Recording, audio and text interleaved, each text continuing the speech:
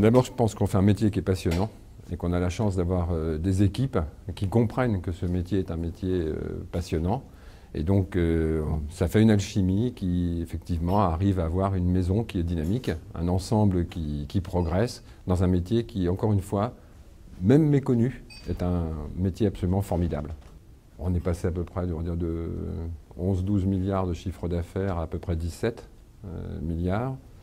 Le résultat est passé d'à peu près 300 millions à un peu plus de 900 millions, presque 1 milliard.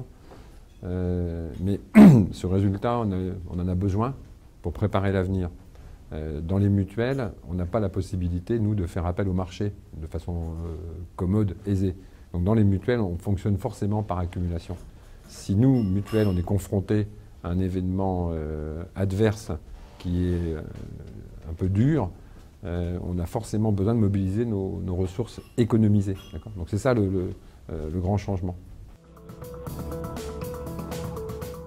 Dans l'assurance, il y a tout ce qui est en fait lié au progrès de la science.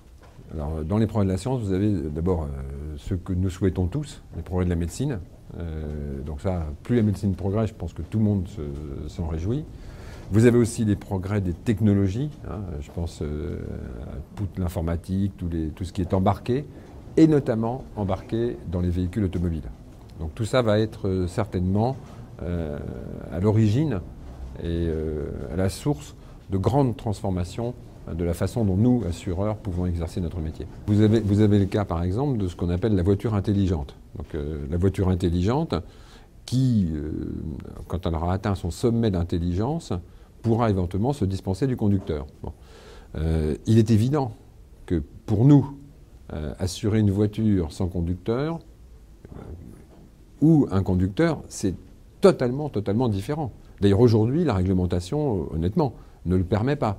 Mais il me paraît quand même assez vraisemblable que la réglementation évolue et qu'on puisse un jour assurer ces véhicules-là. Alors comment ? À travers des flottes, à travers leurs propriétaires, je ne sais pas encore.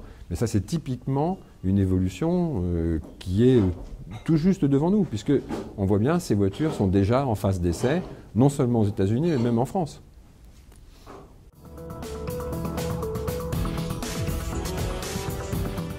Je ne pense pas que les GAFA prennent notre place. Les GAFA peuvent essayer de s'immiscer dans la relation entre nous, assureurs, et nos assurés, nos sociétaires.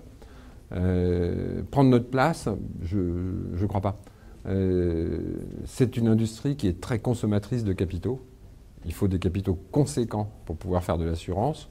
Donc l'intérêt pour ces établissements, sous le sigle de GAFA, de se lancer dans ce genre d'immobilisation de capitaux n'est pas évidente.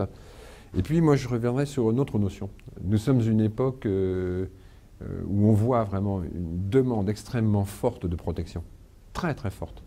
Je ne veux pas dire qu'on est une société inquiète et frileuse, mais on sent quand même un besoin de couverture qui est un besoin extrêmement important.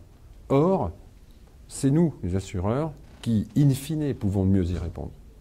Mieux que des intervenants qui vont ponctuellement proposer tel service, telle garantie. Mais le socle, le fond de la garantie, la sécurité, c'est nous.